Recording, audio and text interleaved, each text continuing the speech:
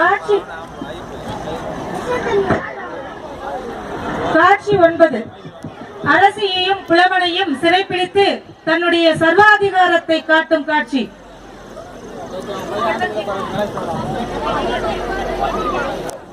சொல்லமா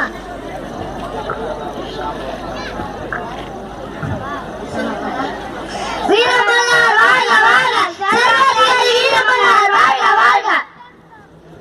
சிறப்புமிக்க செல்வவர்த்த மக்கள் காலம் சென்ற மன்னர் பட்டத்தை அடையின் மூலம் செல்வாமியை வார்த்தாக தேர்ந்தெடுத்து மறைந்தார்.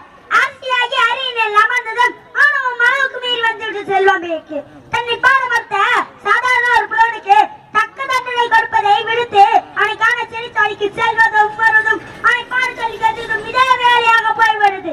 இப்படி நடப்பதெல்லாம் தவறு என்று நான் சுட்டிக்காட்டியதற்கு என்னையே கைது செய்யும்படி உத்தரவிட்டார்.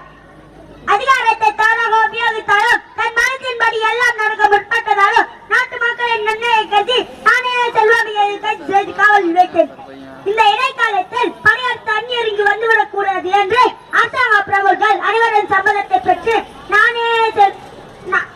நானே செல்வபுரத்தின் சகல அதிகாரியாய் பொறுப்பேற்றுள்ளேன் என்பதை தெரிவித்துக் கொள்கிறேன். வீரமன்னார் ஆட்சியிலே செல்வபுரம் செழிப்போடு வளரும் என்று உறுதி கூறுகிறேன். அவர்களுக்கு துணையாக இருக்க வேண்டும் என்று கேட்டுக்கொள்கிறேன். கொண்டு வாருங்கள் செல்வமிகே, கொண்டு வாருங்கள் செல்வமிகே. நாட்டை ஆள வேண்டிய செல்வமிகே இப்படி நாடு கடத்தும் நிலைமைக்கு ஆளாகிவிட்டார் என நினைக்கும் போது எனக்கே வருத்தமாகத்தான் இருக்கிறது. வீரமல்லா அடுத்து நடக்கப் போவதை எடுத்து செல்ல முடியாது. மனித படைப்பாக பிரிவிட்ட நீர் அடக்க தண்டனை கொடுக்க போகிறாயா? அதற்கு முன்பே முன்னிலை காவல் தந்துவிட்டால் என்னை யாரும் ஒன்றும் செய்துவிட முடியாது.